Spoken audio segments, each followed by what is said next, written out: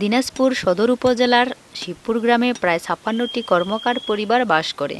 তার মধ্যে ৪০টি পরিবারই দীর্ঘদিন ধরে দা, বটি, কাস্তে ছন্নি, ছুরিসত্তা, নারকেল কুড়নি ইত্যাদি তৈরি করে তাদের জীবিকা নির্বাহ করে আসছে। এসব জিনিস তৈরি করার জন্য তারা তাদের অতি প্রয়োজনীয় উপকরণ যেমন লোহা বাজার থেকে এবং কয়লা ইটভাটা থেকে কিনে নিয়ে আসেন। কোরবানি ঈদের ১ থেকে ১.৫ মাস আগে থেকে এবং অগ্রহায়ণ মাসে ব্যস্ততা বেড়ে যায় এই কামারদের। কোরবানি ঈদ উপলক্ষে বড় ছুরি, ছোট ছুরি, চাপাতি, দা, বটি এবং অগ্রহায়ণ মাসে ধান কাটার কাস্তে খুব বেশি বিক্রি হয় বলে জানিয়েছেন সুনীল কর্মকার। কুরবানির ১-১.৫ মাস আগ থেকে কুরবানি পর্যন্ত, আবার অগ্রহায়ণ মাসের দিকে এটা মোটামুটি ভালো চলে। ধান কাটার সিজনে ওই যে কায়দা টায়দা এগুলো বানাইতে হয়, কাছি যেটাকে বলে আর কি। সারা বছর এই জিনিসপত্রের দামের চেয়ে কোরবানি ঈদের সময় বেশি দাম পেয়ে থাকেন কামাররা।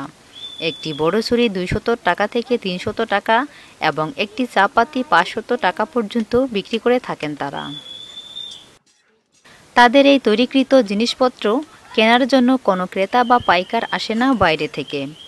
তাই বাজারে বিক্রির জন্য এসব জিনিসপত্র নিয়ে যাওয়া হলেও কখনো কখনো পানির দামে বিক্রি করতে হয় বলে জানিয়েছেন তারা।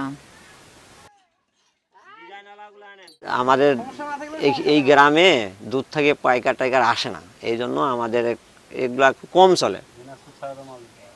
দিনাজপুর আমাদের কামারি মাল কমই চলে।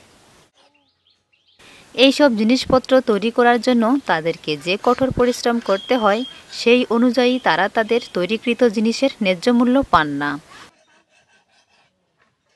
সকলে যেমন গুণগত মান সম্পন্ন যে কোনো জিনিস একটা তৈরি করলে সেটার জন্য গুণসম্মত মান বা দাম পাই আমরা। আমাদের জন্য সুন্দর দাম পাওয়া যায়।